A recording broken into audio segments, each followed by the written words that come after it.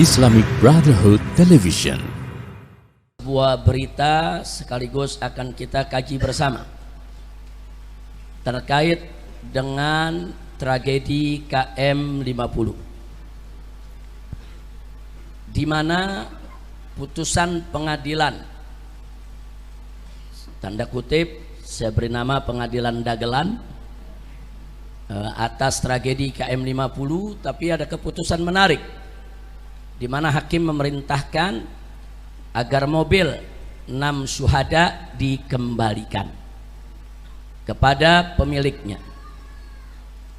Nah, kemudian para pengacara kita terus bekerja dan akhirnya kemarin malam berhasil mengambil kembali mobil 6 syuhada.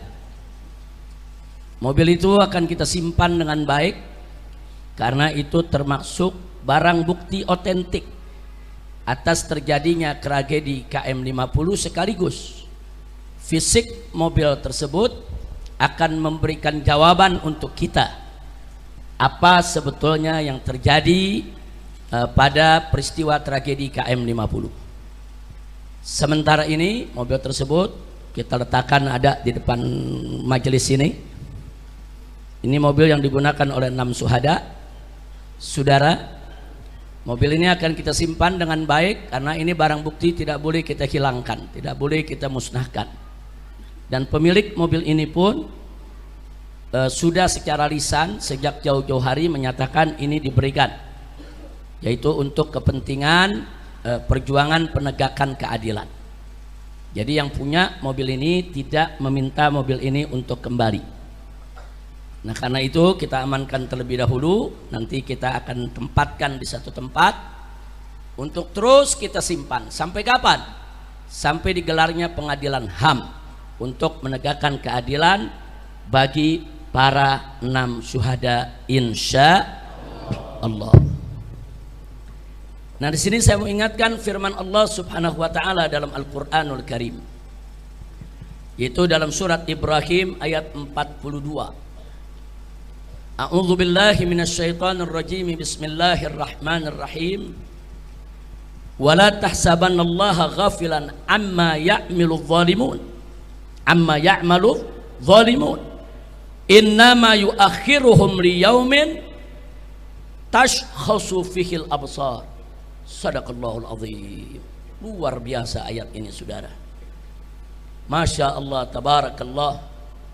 Allah menyatakan walah tahsabanallah, jangan sekali-kali kamu mengira bahwa Allah itu ghafilan, lalai, amma ya'malu zalimun, dari apa yang dilakukan oleh orang-orang zalim. Jadi Allah menyatakan dengan tegas dalam ayat ini, jangan sekali-kali kamu mengira bahwa Allah itu lalai dari apa yang dilakukan oleh orang-orang zalim. Artinya apa? Artinya di sini penegasan Allah tidak lalai. Allah tidak lalai, Allah tidak diam, Allah tidak akan biarkan orang-orang zalim dengan segala kezalimannya, saudara. Selanjutnya Allah ingatkan, innama yuakhiruhum, sesungguhnya Allah tunda mereka. Jadi kezaliman mereka enggak langsung dibalas pada hari itu juga, saudara. Allah tunda pembalasan mereka, saudara. Sampai kapan? Liyaumin, yaitu untuk suatu hari nanti, tashkhasu fihil absar, di mana mata-mata manusia semua akan terbelalak. Maksudnya apa? Maksudnya di hari itu Allah buka segala kenyataan, fakta dan kebenarannya.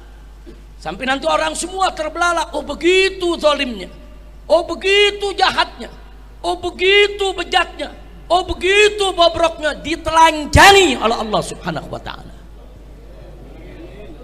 Ya, banyak ahli tafsir menafsirkan ayat ini berkaitan dengan pengadilan akhirat, pengadilan Allah di hari akhir nanti, saudara.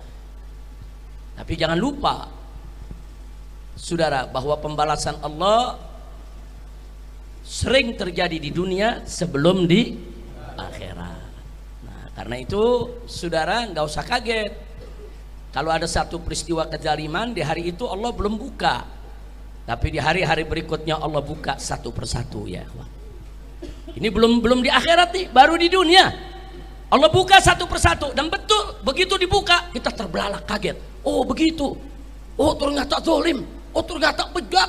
Oh ternyata bobrok. Oh ternyata lebih jahat dari yang kita kira. Subhanallah. Sadaqallahul azim. Maha benar Allah dengan segala firman-Nya. Nah, maka itu di sini saya mau sampaikan ya ikhwan.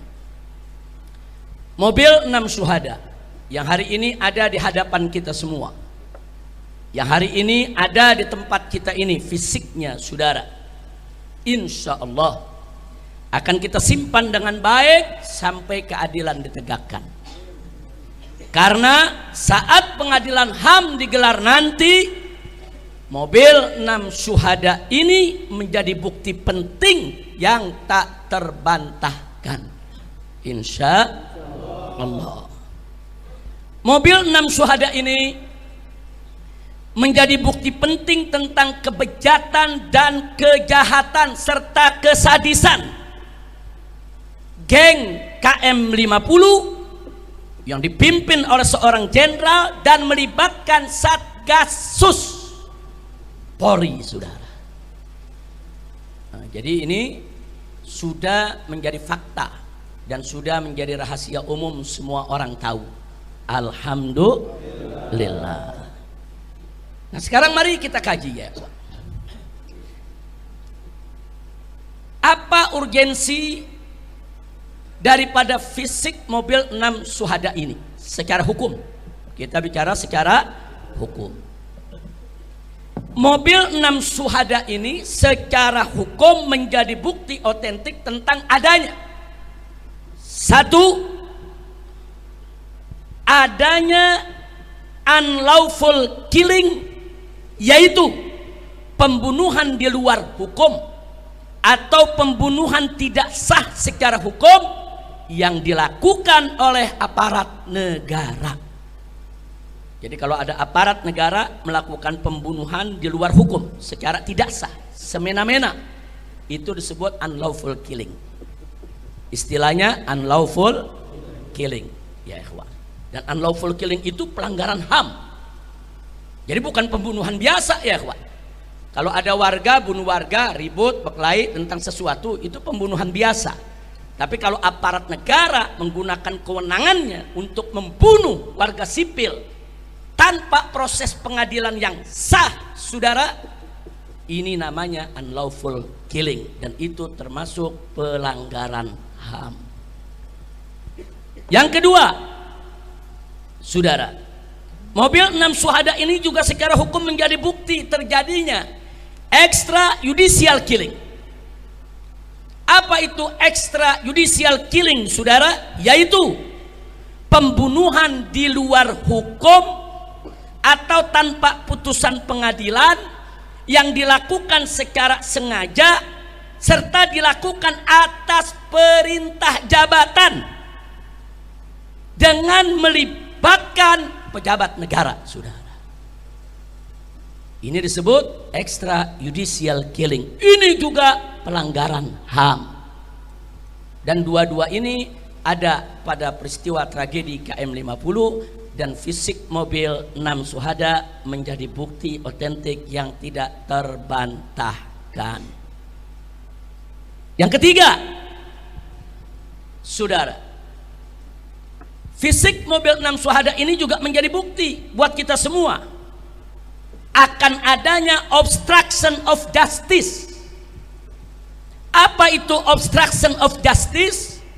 Obstruction of justice yaitu segala bentuk intervensi atau menghalangi sebuah proses hukum. Jadi kalau ada pejabat negara justru menggunakan wewenangnya untuk menghalang-halangi proses hukum, saudara, untuk melakukan intervensi, saudara, untuk menutup kebenaran, merekayasa kejadian, itu namanya obstruction of justice, dan ini juga pelanggaran HAM. Seperti apa? Kalau dalam KM50 obstruction of justice, saudara, contohnya seperti pembongkaran lokasi TKP. Dalam suatu peristiwa pembunuhan, saudara, nggak boleh TKP dihilangkan, nggak boleh TKP itu dimusnahkan, saudara. Dengan diratakannya TKP, di sana ada terjadi, saudara, pejabat negara yang menggunakan wewenang untuk menghilangkan barang bukti, termasuk penghilangan CCTV. Itu juga termasuk obstruction of justice. Jadi kalau ada pejabat negara dengan sengaja menghilangkan, melenyapkan, menyembunyikan, menghapus CCTV yang menjadi bukti atas terjadinya suatu kejahatan, itu adalah obstruction of justice, dan itu juga pelanggaran HAM. Seperti apa lagi? Seperti pemaksaan warga yang ketika itu hadir ikut merekam kejadian apa yang terjadi di KM 50, saudara. Kemudian dipaksa untuk menghapus isi rekamannya. Itu juga merupakan, saudara, aparat menggunakan wewenang untuk menghilangkan barang bukti. Nah, kenapa harus dihapus? Karena rekaman warga itu dan CCTV itu menjadi bukti bahwa 6 laskar FPI, 6 pengawal kami saat di KM 50 6-nya masih hidup. Bukan sudah mati, saudara. Nah, jadi bukti ini semua dihapus. Jangan sampai ada bukti kalau di KM 50 semua masih hidup, seolah-olah 6-6-nya mati dalam tembak menembak dengan petugas. Ini namanya membuat skenario untuk merekayasa kasus, saudara. Tapi gagal. Kenapa? Ternyata banyak warga memberikan kesaksian, saudara, dan itu direkam oleh Tempo, dibuat film bagaimana warga memberikan kesaksian bahwa 6 laskar FPI masih hidup. Hanya yang 2 terluka, digotong, sedangkan yang 4 masih sehat, segar, bugar. Nah, jadi mereka berusaha untuk menghilangkan bukti, ternyata Allah jaga, buktinya masih ada, ya. Nah, jadi sekali lagi, upaya menghilangkan bukti semacam ini termasuk obstruction of justice. Baik, sekarang kita lanjutkan yang keempat. Yang keempat adalah abuse of power. Apa itu abuse of power? Yaitu penyalahgunaan wewenang oleh aparat atau pejabat negara, mulai dari pengintaian dan penguntitan serta penyergapan tanpa izin pengadilan, sampai tindakan pembunuhan dan penghilangan barang bukti. Ini semua, saudara, mulai dari kita katakan unlawful killing, extrajudicial killing, obstruction of justice, ini semua merupakan bentuk daripada abuse of power, penyalahgunaan wewenang. Karena mereka menjadi pejabat negara, saudara, disumpah untuk apa? Untuk melindungi negara, melindungi rakyat, saudara, bukan untuk menculik, membunuh atau membantai mereka, saudara. Ini namanya abuse of power. Nah, sekarang yang kelima, perlu kita ketahui bahwa keempat pelanggaran tadi, baik itu yang pertama unlawful killing, maupun itu yang kedua extrajudicial killing, maupun yang ketiga obstruction of justice, maupun yang keempat abuse of power, saudara, maka ini semua merupakan pelanggaran HAM. Dan bukan sembarang pelanggaran HAM, pelanggaran HAM berat. Kenapa berat? Karena tadi ada 4 norma yang dilanggar yang telah menyebabkan 6 warga sipil tidak bersalah kehilangan nyawa. Diperlakukan secara keji, biadab, melanggar hukum, sehingga mereka harus diseret ke pengadilan HAM seluruh geng KM 50 yang terlibat di dalam pembantaian KM 50. Nggak boleh dibawa ke pengadilan biasa, saudara. Makanya kami akan berjuang kepala jadi kaki, kaki jadi kepala. Peristiwa tersebut harus dibawa ke pengadilan HAM. Tidak berhasil di rezim ini akan berganti, insya Allah. Mudah-mudahan kita dapat rezim yang baik, rezim yang akan menegakkan hukum, rezim yang akan memberikan keadilan kepada rakyat. Amin ya rabbal alamin. Tidak dapat kita keadilan di dalam negeri, jangan putus asa. masih bisa kita angkat ke forum-forum luar negeri, saudara. Tidak juga bisa diangkat ke luar negeri. Jangan putus asa. Sampai jumpa di pengadilan akhirat. Allah tidak lalai. Allah tidak lalai. Jadi jelas tadi Allah firmankan apa dalam Al-Quranul Karim? Tegas Allah nyatakan, wala tahsabannallaha ghafilan amma ya'malu zalimun. Jangan kamu kira Allah lalai dari apa-apa yang dilakukan oleh orang-orang zalim. Enggak ya kawan, Allah enggak lalai. Allah enggak lalai. Tapi bagaimana cara Allah membuka mereka sungguh indah. Allah buka satu persatu tanpa kita kira ya kawan. Allah buka satu persatu tanpa kita duga. Bahkan Allah buka satu persatu yang kita sendiri nggak pernah tahu kalau yang bersangkutan pernah terlibat, saudara. Subhanallah. Allah buka dengan satu peristiwa pelanggaran HAM yang lain, yaitu peristiwa Satgasus, saudara, yang mana terjadi yang kita kenal dengan kasus Sambo, saudara. Allah buka semua. Allah buka satu persatu. Siapa yang bisa buka itu kalau bukan Allah ya kawan? Alhamdulillah. Itu bukti kalau Allah tidak diam. Allah tidak lalai. Allah tidak akan biarkan orang-orang zalim itu, saudara, tertawa riang dengan kezalimannya. Nah, jadi kita tunggu saja.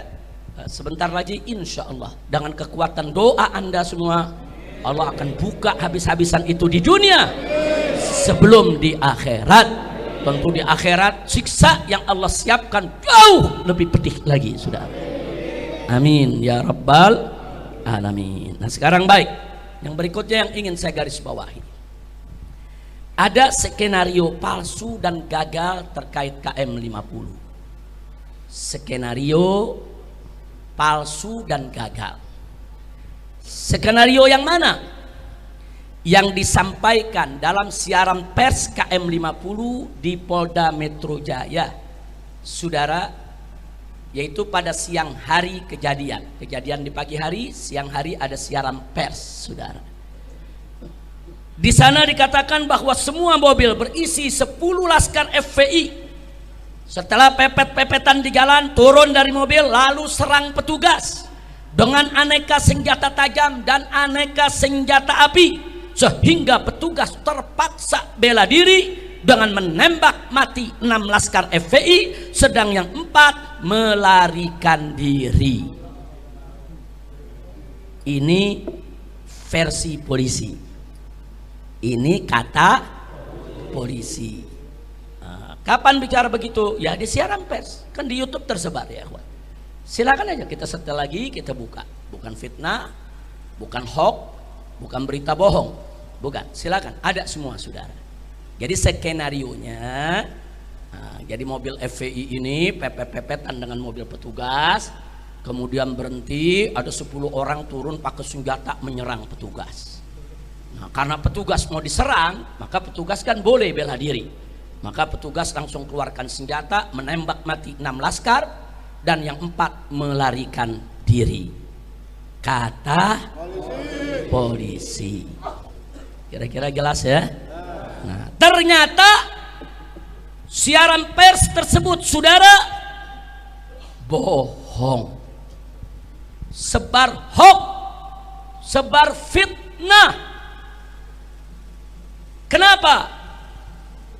Satu, sebab bahwa mobil 6 syuhada yang ada depan kita saat ini, saudara, berisi hanya 6 orang laskar, bukan 10 orang laskar. Jadi hanya berisi supir dengan 1 orang di sampingnya, duduk 2 laskar di tengah, dan duduk 2 laskar lagi di belakang. Jadi dari sini saja sudah kelihatan bohongnya. Nah, dari mana kami tahu isi daripada mobil tersebut? Karena sebelum kami berangkat, Panglima Laskar memeriksa semua mobil. Di mobil pertama siapa isinya, di mobil kedua siapa isinya, di mobil ketiga siapa isinya. Bahkan bukan hanya memeriksa penumpang, memeriksa posisi. Siapa supirnya, di samping supir siapa. Siapa yang duduk di tengah 2 orang, dan siapa yang duduk 2 orang di belakang. Nah, jadi artinya apa? Artinya sebelum kami berangkat, kami sudah punya peta, kami sudah punya data. Itu mobil siapa saja yang ngisi dan seterusnya. Jadi tidak ada yang diisi sampai 10 orang. Bohong. Nah, baik, yang kedua, bahwa 6 syuhada tidak bawa senjata tajam, apalagi senjata api. Adapun aneka senjata tajam dan senjata api yang dipamerkan saat siaran pers KM50 di Polda Metro Jaya hanya berdasarkan kesaksian tunggal sepihak dari polisi, itu pun tanpa uji balistik senjata api, saudara. Senjata api itu mestinya kalau manusia tuh ada forensiknya, saudara. Senjata api juga ada namanya uji balistik. Apalagi kalau senjata api itu asli, terdaftar, nanti ketemu siapa pemiliknya. Nah, jadi tanpa dilakukan, tahu-tahu sudah disebut ini semua punya Laskar FPI. Siapa saksinya? Nah, jadi kalau polisinya cerdas, andai kata benar FPI itu bawa senjata Laskar, kalau mereka cerdas, begitu mereka sergap, mereka bunuh, mereka rekam dulu. Rekam mobilnya, buka pintunya, lihat ada barang apa di dalam. Nah, itu orang baru percaya. Nah, bukan tahu-tahu saudara barang itu sudah ada begitu saja. Oh, itu gampang. Orang mudah mencerna, ya ikhwan. Berapa banyak habis bunuh orang, taruh pisaunya di tangan orang yang dibunuh, selesai. Itu banyak terjadi di mana-mana. Jadi kesaksian ini hanya sepihak. Ditambah lagi apa, saudara, yang perlu kita ketahui? Ditambah lagi yang perlu kita ketahui, saudara, antara pistol yang ditampilkan dalam siaran pers dengan peluru beda. Ini kan lucu, saudara. Pistolnya revolver yang berisi 6 peluru itu, ya ikhwan, pelurunya orang tahu. Tapi peluru yang ditampilkan itu peluru senapan sergap semua. Apa memang FPI punya ilmu? Pistol revolver pakai apa aja bisa. Atau Laskar FPI punya ilmu, mungkin pistol mana saja pakai batu pun bisa. Nah, jadi cerdaslah. Ngebohong itu kan perlu cerdas juga, ya ikhwan. Iya, ngebohong juga perlu cerdas. Ini udah ngebohong bodoh lagi. Kira-kira jelas? Ada lagi. Waktu siaran pers dikatakan ini senjata api asli, ditunjukkan. Besoknya berubah, katanya senjata rakitan. Ada, kita simpen. Itu bukti siaran pers semua kita simpen, ya. Hari berikutnya berubah lagi. Enggak, ini senjata asli polisi yang dirampas oleh Laskar. Jadi pertama dibilang senjata asli milik Laskar. Besok berubah senjata rakitan milik Laskar. Begitu diprotes oleh netizen, berikutnya lagi berubah lagi. Katanya senjata asli milik polisi dirampas Laskar. Luar biasa. Saya mau tanya, kita pakai akal yang sehat lah. Saya mau tanya, saudara, akal sehat bisa terima itu? Bisa terima itu? Masuk bisa berubah-ubah? Kan dari hari pertama kan udah ketahuan itu asli atau bukan. Kenapa bisa dirubah-ubah? Kenapa dirubah? Karena kalau dikatakan asli nggak sesuai dengan skenario, jadi perlu rakitan. Ternyata rakitan kurang pas juga sama skenarionya. Oh, kalau gitu ini dirampas saja supaya nanti cocok sama cerita. Nah, ini namanya cocokisme atau cocokiologi. Ilmu mencocokkan supaya bohongnya kelihatan benar.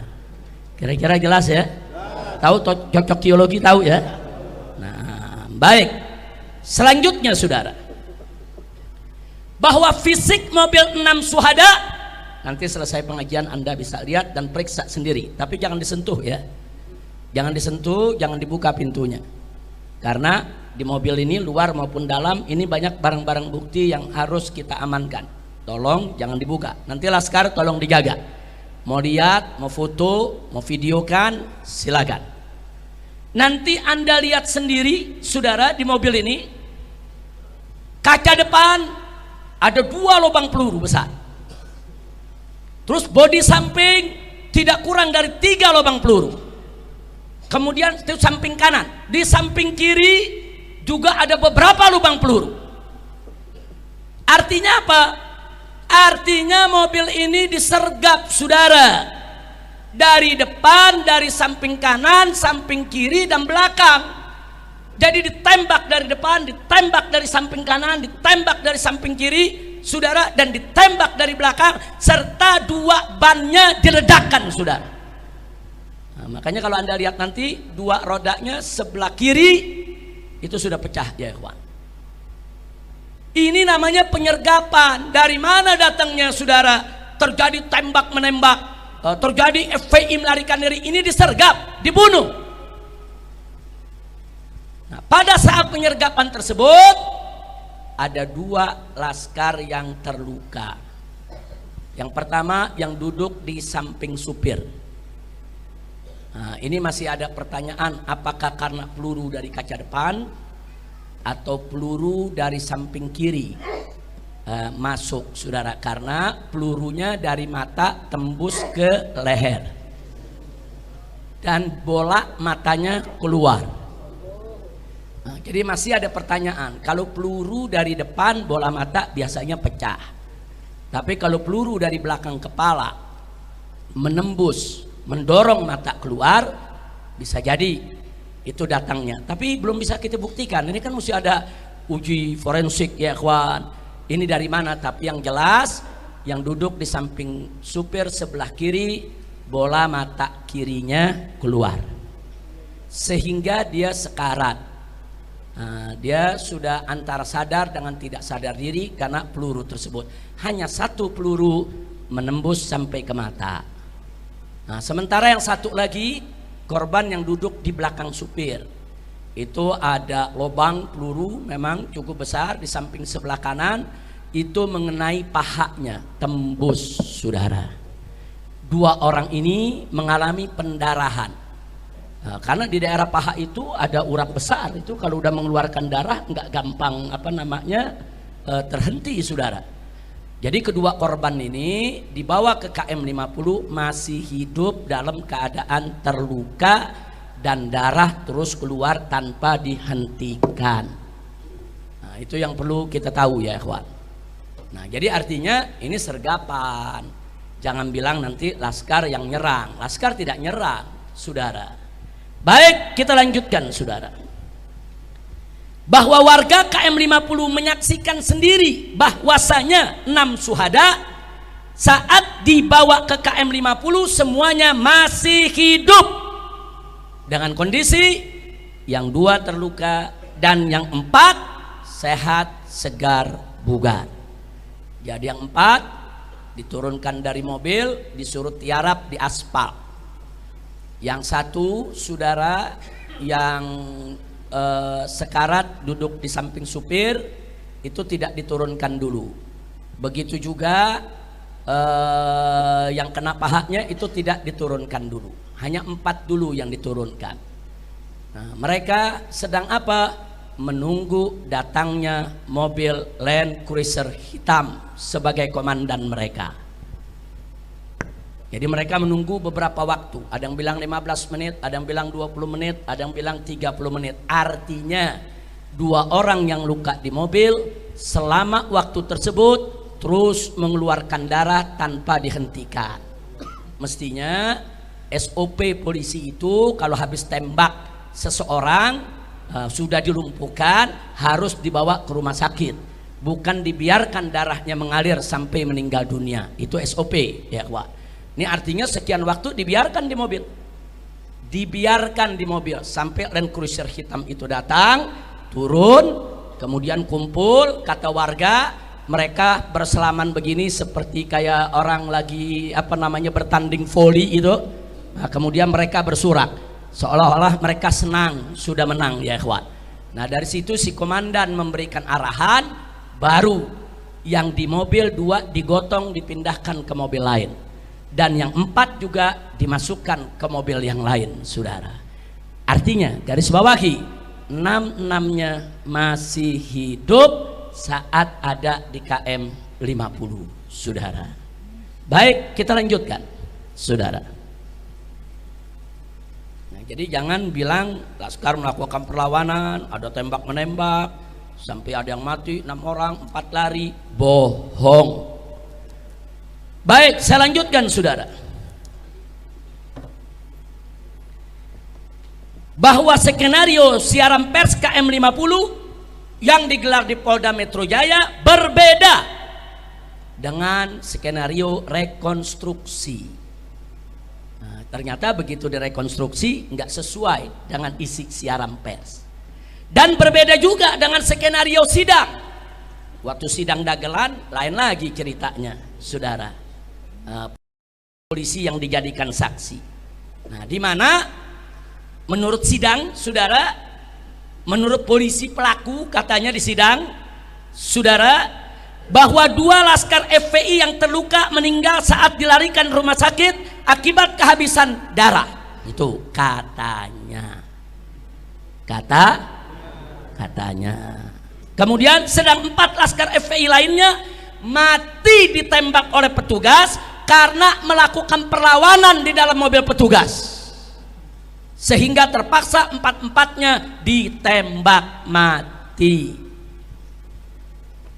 Ini menarik, ini skenario nih. Dari skenario saudara yang disampaikan tadi dalam siaran pers sampai skenario terakhir.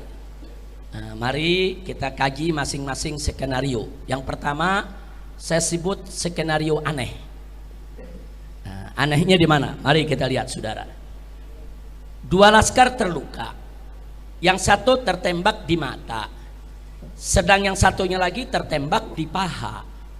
Ini yang 2 nih, yang meninggal dunia, yang katanya kehabisan darah, saudara. Tapi anehnya saat kita memeriksa jenazahnya, kan jenazahnya dibawa ke Petamburan, kan jenazahnya dimandikan di sini, saudara. Ternyata 2 yang luka tadi, yang matanya keluar dengan yang pahanya tertembak mengeluarkan banyak darah, ternyata juga mengalami luka tembak yang sama. 2 tembakan lagi, 1 tembakan dekat jantung dan 1 tembakan di paru-paru, saudara. Dari mana ini peluru? Katanya mati kehabisan darah.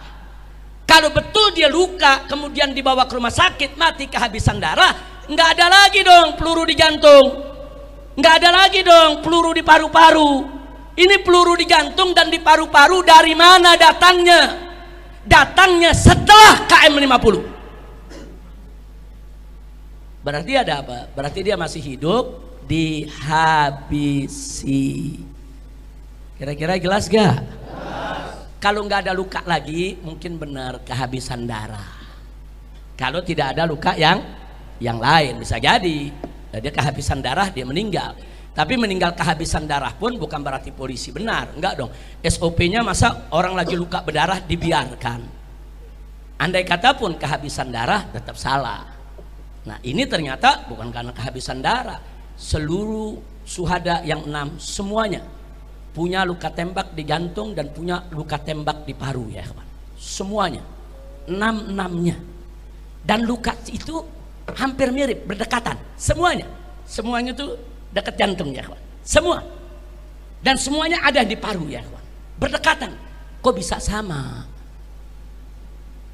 Nah, jadi sekali lagi di sini jadi aneh kalau dibilang 2 laskar itu mati karena kehabisan darah. Enggak sekalian bilang 2 laskar itu mati karena kehilangan nyawa. Kan ngebohongnya lebih enak. Ngebohong tapi bener gitu. Ngebohong tapi benar, ya 2 laskar itu kami umumkan meninggal karena nyawanya dicabut oleh malaikat. Sekalian aja bikin laporan begitu. Kan kita mencari penyebab kenapa meninggal dunia. Oh, karena darahnya keluar. Betul. Kenapa darahnya keluar? Karena ada luka tembak. Betul. Kalau biasanya kalau tahanan atau tangkapan ditembak keluar darah langsung dibiarkan atau dibawa ke rumah sakit? Bawa ke rumah sakit dong. Kenapa dibiarkan sampai meninggal kehabisan darah? Itu satu. Kedua, kalau memang benar kehabisan darah, kenapa ada tambahan luka di jantung dan di paru? Dari mana itu tembakan datangnya? Nah, kira-kira jelas tidak? Jelas ya? Baik. Kemudian yang kedua, saudara, 2 laskar terluka tidak langsung dibawa ke rumah sakit, tapi dibawa dulu ke KM 50.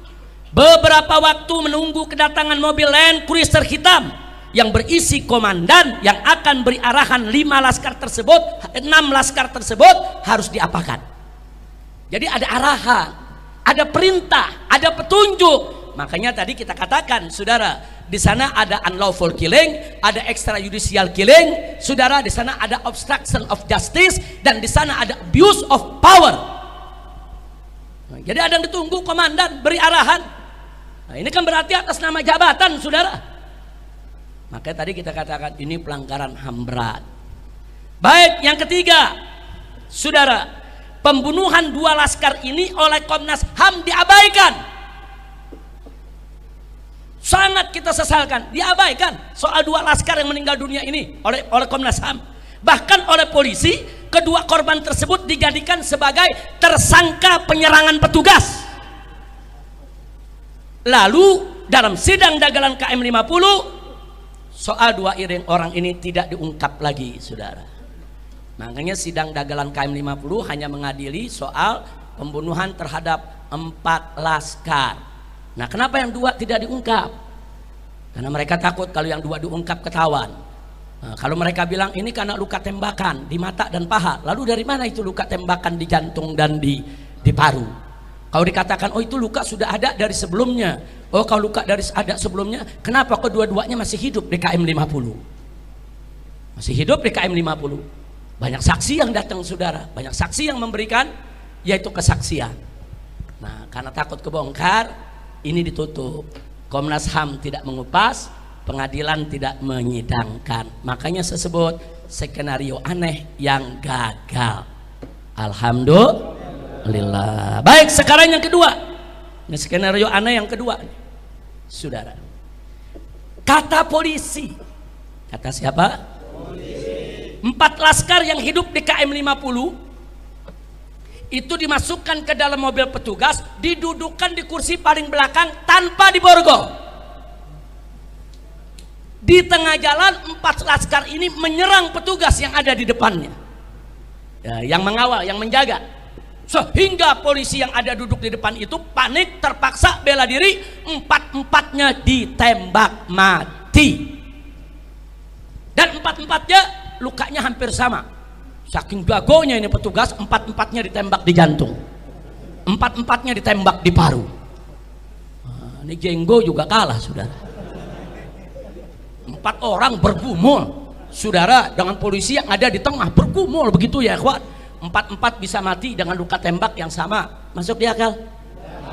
Masuk di akal? Bahwa polisinya nggak luka, lecet enggak? Luar biasa, ngebohongnya kurang cerdas, ngebohongnya kurang cerdas, ngebohongnya agak bodoh dikit, kayaknya bukan dikit, banyak bodohnya. Kira-kira jelas ya? Nah sekarang mari kita kuliti ya kawan, soal pernyataan ini, saudara. 1, bahwa SOP kepolisian, saudara, itu semua orang tahu, saudara. Setiap ada tangkapan atau ada tahanan yang dibawa oleh mobil petugas, saudara, 1 harus diborgol atau diikat tangannya, saudara. Nggak boleh nggak diborgol. Itu menyalahi SOP. Yang kedua, saudara, duduknya di kursi tengah dan diapit oleh petugas. Nggak boleh duduk di samping supir. Nggak boleh duduk di belakang, saudara, di belakang petugas. Nggak boleh, berbahaya dong, bisa menyerang petugas. Kalaupun ada yang duduk di belakang petugas 1, di kiri kanannya harus ada petugas, saudara. Ini bisa-bisanya 4-empatnya nggak diborgol, 4-empatnya duduk di belakang, saudara, petugas. Masuk di akal? Jadi dari segi SOP nggak benar. Saya buktikan. Saya beberapa kali dibawa dari rutan Mabes Polri. 2 kali karena saya sakit, saya dibawa ke rumah sakit. Keluarga saya nggak boleh semobil dengan saya. Nggak boleh. Saya dibawa dengan mobil, saudara, sejenis Innova, saudara. Saya duduk di kursi tengah dan di tengah-tengah. Yang bawa mobil polisi, yang duduk di samping supir juga polisi, semua bawa senjata, saudara.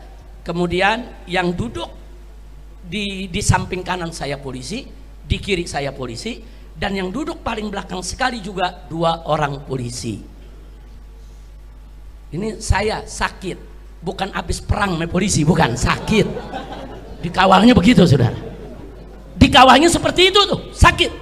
Nah sekarang bayangkan ada 4 laskar yang katanya habis tembak menembak dengan polisi. Habis tembak menembak, ribut saudara, sampai jatuh 2 korban. Kemudian polisi letakkan dia di mobil kursi belakang, gak diborgol. Ada yang percaya? Ada yang percaya? Saya tanya, kalau habis tembak-tembakan berarti bahaya gitu. Kalau habis tembak-tembakan berarti itu laskar kategorinya bahaya tidak? Harus tidak diborgol. Apa boleh dilepas di kursi paling belakang? Nggak boleh, saudara. Kenapa ini nggak diungkap? Ini mestinya, saudara, jangan ungkap. Nggak ada alasan. Ini SOP, saudara. Kalau mereka katakan, oh kami kekurangan mobil, kami kekurangan petugas, panggil petugas lain, datang bawa borgol, datang bawa mobil tahanan, saudara. SOP. Yang sakit bawa ke rumah sakit, yang luka bawa ke rumah sakit untuk diobati. 4 sehat, segar, bugar, harus diborgol dan harus, saudara, dimasukkan ke mobil, tidak boleh duduk paling belakang. Kenapa nggak dilakukan? Jadi dari sini kelihatan bohong. Jadi kalau yang tadi bohong, yang ini super bohong, saudara.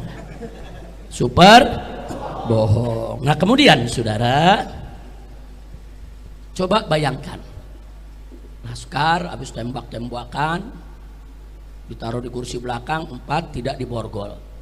Kemudian langsung menyerang petugas yang ada di depannya. Kira-kira petugas akan luka ya? Tapi ya petugas nggak luka. Kira-kira ada yang dicekek gitu? Enggak, petugas nggak ada luka. Petugasnya saking jagonya, lebih jago dari jenggo, langsung keluarkan pistol, tembak dada masing-masing, dar, mati. Tambah lagi parunya, dar. Ini yang lo tembak patung apa laskar? Nggak, kira-kira jelas gak? Saya mau ajak berpikir normal, pakai akal sehat. Masuk di akal, saudara? Masuk di akal? Nggak masuk di akal, jangan bohong lah. Baik, andai kata benar, saudara, laskar itu nyerang, laskar ditembak, saudara, andai kata benar. Lalu dari mana luka bakar? Apa di mobil dibakar juga untuk bela diri? Ada luka bakar kok. Di pengadilan Habib Bahar, fakta persidangan, salah satu ahli forensik mengatakan, saudara, sesuai dengan foto yang diabadikan daripada luka-luka 6 jenazah, mereka mengatakan ini luka bakar, bukan memar. Ini bukan biru karena mayat, bukan. Ada mayat yang membiru, ada, saudara. Tapi luka membiru dengan luka memar dengan luka bakar itu beda. Ini luka bakar. Itu luka bakar datangnya dari mana? Apa habis ditembak 4-4-nya mati terus di mobil dibakar begitu? Nah, jadi kita mau tahu, ini semua mesti dijelaskan. Kira-kira jelas tidak? Paham tidak? Yakin? Baik. Nah, jadi di sini, saudara, dan gak sampai di situ, saudara, dalam pergumulan di dalam sebuah mobil yang luar biasa itu, saudara, saya mau tanya, kira-kira supir panik gak? Panik. Kira-kira kalau supir panik itu mobil bisa goyang gak tuh? Ada yang berantem 4 orang. Nyerbu petugas, mobil goyang nggak? Nah ini berdasarkan saksi dari orang yang mengikuti mobil tersebut, nggak ada itu mobil goyang, nggak ada tanda-tanda, nggak kedengeran itu suara tembakan dari mobil itu, saudara. Karena ada petugas sipil yang memberikan kesaksian yang memang mengikuti mobil tersebut, saudara. Nah jadi ini mesti dibuktikan, jangan ngebohong, jangan. Karena itu kepada Kapolri yang saat ini sedang getol-getolnya membersihkan Polri dari petugas-petugas oknum-oknum yang bejat, kami minta supaya KM50 ini segera diusut kembali. Sudahlah, Bapak Kapolri tidak usah melindungi game KM50. Jangan, Pak. Nanti Bapak nggak terlibat jadi terlibat. Hati-hati, Pak. Lebih baik ini segera diselesaikan demi kebaikan Polri sendiri. Jangan oknum-oknum Polri yang bejat, yang suka membunuh, menyiksa, merekayasa kasus dibiarkan, jangan, Pak. Ini berbahaya. Nanti masyarakat makin lama makin nggak percaya kepada polisi. Betul? Maka itu saya mendukung pernyataan Kapolri di depan Komisi 3 DPR RI. Kalau ada novum baru, kami akan buka kembali kasus KM50. Nah sekarang novum barunya sangat banyak Pak. Salah satunya adalah tolong dicarikan di mana CCTV KM50. Karena yang menyitanya adalah orang Bapak, yang menyitanya adalah petugas, yang menyitanya adalah polisi. Udah gitu di dalam sidang Sambo, jaksa menyebutkan bahwa orang yang menyita CCTV kasus Sambo adalah orang yang sama yang menyita CCTV di KM50. Nah, kami minta kepada Bapak Kapolri, pernyataan keterangan dari jaksa penuntut umum Sambo itu dijadikan sebagai masukan, sebagai modal. Digali terus, periksa itu semua geng KM50, cari itu CCTV-nya ada di mana. Karena sisi tersebut akan mengungkap bahwa Laskar masih hidup di KM50, akan mengungkap bahwa mobil polisi yang hadir di KM50 tidak ada satupun yang rusak ataupun tergores, nggak ada. Justru yang rusak di KM50 mobil 6 Suhada, nggak ada mobil polisi yang rusak saudara. Karena kalau ada tembak menembak, tubruk-tubrukan mobil saudara, mobil polisi rusak juga dong. Nggak ada saudara. CCTV itu kunci. Tolong dicari Pak, tolong dicari, selidiki Pak. CCTV itu di mana? Agar kami ini tidak suudzon kepada semua polisi. Karena masih banyak polisi yang baik Pak, masih banyak jenderal yang baik Pak. Jangan sampai kami curiga kepada semua polisi. Cari itu CCTV KM50, buka di depan publik, depan masyarakat. Di sana akan kelihatan siapa itu isi daripada mobil Land Cruiser hitam, siapa itu komandan yang memberikan arahan, dan itu menjadi bukti bahwa 6 Laskar masih hidup. Dan CCTV itu nggak sampai di situ. Saat Laskar keluar dari pintu tol Kerawang Timur, itu terekam CCTV. Saat Laskar ditembaki depan hotel Novotel, saudara, itu juga ada CCTV di hotel tersebut. Itu juga tolong CCTV-nya diamankan. Begitu juga saat mobil dipaksa masuk kembali ke pintu tol Kerawang Barat, di situ juga ada CCTV. Bagaimana kondisi mobil saat masuk? Apakah bannya sudah pecah atau belum? Apakah sudah terluka atau belum? Sehingga jelas di mana tembakan itu terjadi. Dan sepanjang tol semua ada CCTV-nya. Dan di CCTV itu terlihat siapa saja petugas saudara yang hadir di KM50. CCTV itu nggak boleh dihilangkan. Maka itu kita minta tolong Pak Sigit, tolong Pak Kapolri, dengan hati yang tulus, dengan kecintaan kami sebagai rakyat kepada institusi kepolisian. Karena nggak mungkin kita hidup tanpa polisi, nggak mungkin saudara. Berbahaya sekali Indonesia hidup tanpa polisi, tapi hidup dengan polisi bejat lebih berbahaya saudara. Maka itu kita minta kepada Bapak Kapolri, kami dukung Bapak, kami dukung kepolisian. Yuk kita bersihkan Polri dari seluruh oknum-oknum yang bejat, dari seluruh oknum-oknum yang zalim. Nah, kami tidak mau menuduh Pak. Baik, kita nggak usah nuduh Pak. Ayo kita keluarkan aja CCTV-nya. Nanti kan ketahuan Pak, siapa yang terlibat di situ. Siapa itu yang ada di Land Cruiser hitam. Berapa sih Land Cruiser hitam itu nomor seri polisinya? Ada kok di CCTV Pak. Ada, semua mobil kelihatan Pak. Apa betul ada mobil petugas yang diserang sama Laskar, katanya dihancurkan dengan pedang saudara, kemudian dia punya bodinya disabet-sabet dengan parang? Apa betul? Nanti di CCTV kelihatan Pak, mobil yang mana itu yang disabet oleh Laskar. Kenapa CCTV tersebut harus disembunyikan? Nah jadi kalau kita mau bicara novum baru, itulah adalah novum baru. Dan saudara, sekali lagi pernyataan jaksa bahwa saudara, tim yang urus CCTV Sambo adalah tim yang sama yang mengurus CCTV KM50. Saya tidak bikin hoax, saya tidak bikin bohong. Saya menyampaikan apa yang disampaikan oleh jaksa dalam forum resmi persidangan Sambo, dalam dakwaan resmi yang disampaikan di depan pengadilan negeri saudara. Nah kira-kira jelas tidak? Paham semua? Nah baik, akhirnya setelah kita uraikan itu semua saudara, jadi tadi sekali lagi ulangi, Jadi saya katakan kenapa itu super bohong soal 4 laskar itu bergumul di dalam mobil. Satu, bahwa itu tidak sesuai dengan SOP polisi, nggak sesuai. Jadi kalau ikuti SOP mestinya diborgol, ditaruhnya di tengah, diapit oleh polisi. Saya ngalami kok. Saya berapa kali saudara dibawa dengan mobil tahanan, mobil polisi. Waktu saya dipindah dari Polda Metro Jaya ke Rutan Mabes Polri. Nah, saya dibawa saudara oleh Brimob, oleh Densus saudara. Saya harus duduk di tengah, kanan kiri saya lengkap dengan senjata, di depan saya lengkap dengan senjata, di belakang saya lengkap dengan senjata saudara.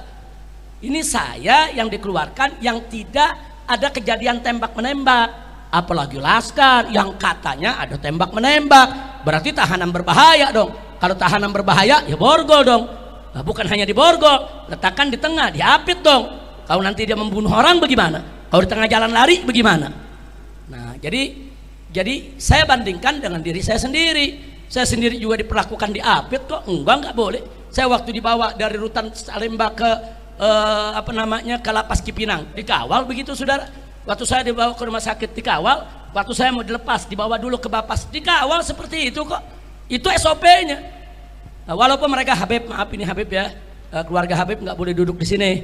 Ini semua petugas, Habib duduk di tengah ya. Walaupun mereka sopan, mereka minta maaf Habib ya. Ini SOP-nya. Oh ya Pak, silakan Pak. Silakan. Kalau saya mau diborgol, saya mau duduk di tengah nggak apa-apa. Silakan Anda jalankan SOP Anda. Waktu saya dipindah dari Rutan Polda Metro berangkat ke Rutan Mabes Polri, tangan saya diikat kok. Padahal yang awal puluhan saudara. Yang awal puluhan tetap diikat saudara, karena itu SOP. Saya ikuti, ayo SOP. Walaupun koruptor banyak yang nggak diborgol. Ya tapi SOP saya ikutin, koruptor nggak mengikutin, saya nggak mau ikutin koruptor. Kira-kira jelas gak? Jadi ini yang perlu diselesaikan. Nah kemudian yang berikutnya yang kedua, bahwa 4 laskar FPI yang dibunuh punya luka tembak yang hampir sama, yaitu dekat jantung dan paru. Mana mungkin jika terjadi pergumulan antara 4 laskar FPI dengan petugas dalam mobil petugas, lalu luka tembak ke-4 laskar tersebut kok bisa hampir sama. Hampir sama, ada luka tembak di dekat jantung sama di paru, semua 6 jenazah sama saudara. Nah kemudian yang ketiga, bahwa di sebagian tubuh 6 laskar FPI ada luka memar dan luka bakar. Apa luka itu juga dilakukan terpaksa oleh petugas untuk bela diri di dalam mobil? Apa betul? Luka-luka itu menunjukkan ada penyiksaan. Luka tadi merupakan indikasi ada penyiksaan saudara. Nah kita mau tahu saudara, ya mereka nih disiksanya kapan? Sebelum melawan, saat melawan, atau disiksanya setelah jadi mayat?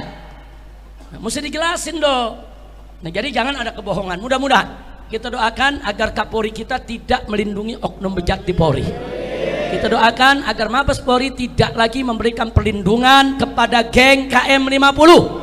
Kita minta supaya KM50 diungkit kembali, diusut kembali, dan kita minta kepada Bapak Kapolri untuk membentuk tim khusus mencari CCTV KM50, karena itu merupakan kotak Pandora saudara. Begitu itu dibuka, semua jelas. Apa betul laskar melawan? Apa betul laskar bawa senjata?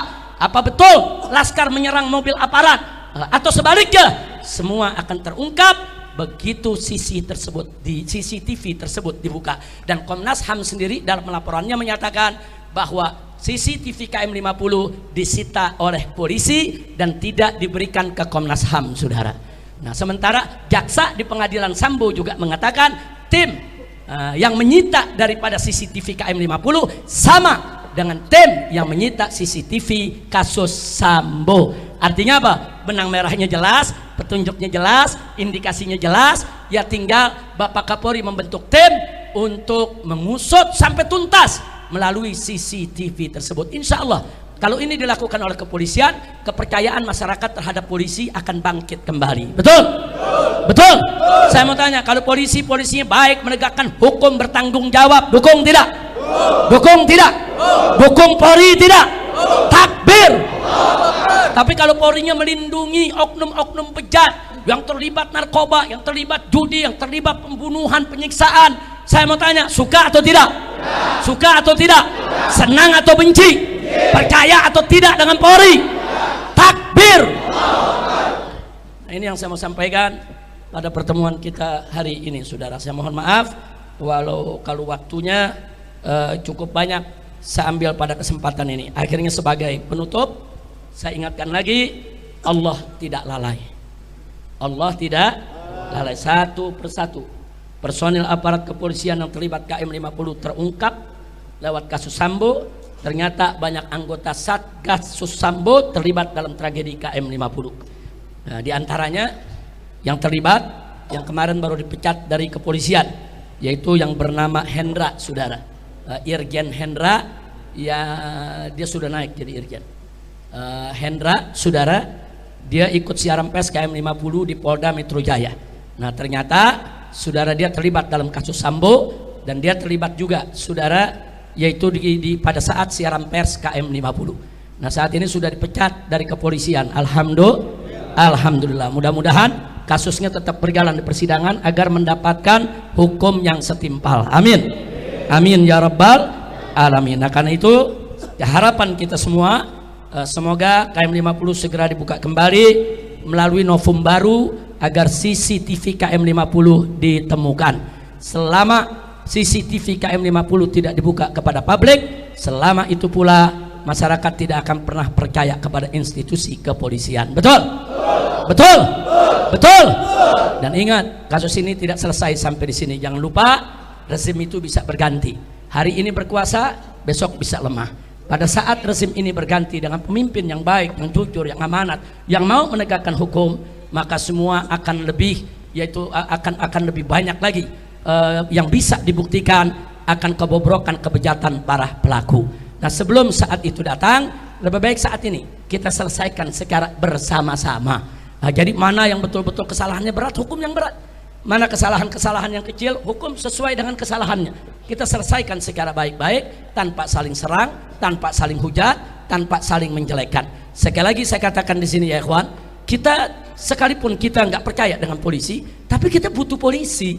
Nggak mungkin negara tanpa polisi, nggak mungkin, saudara. Berbahaya sekali negara tanpa polisi. Tapi kalau oknum polisi yang bejat dibiarkan, ya lebih berbahaya. Mereka bisa berbuat jahat dengan seragam, mereka bisa berbuat jahat atas nama hukum. Itu lebih membahayakan masyarakat ketimbang nggak ada polisi. Nggak ada polisi bahaya, ada polisi jahat lebih berbahaya. Nah, maka itu kita menginginkan Polri kita bagus, Polri kita baik, Polri kita dicintai masyarakat, Polri kita ini profesional, Polri kita ini bersih, amanat, jujur, insya Allah. Nah, itu yang bisa saya sampaikan. Mudah-mudahan insya Allah barakah buat kita semua. Amin ya rabbal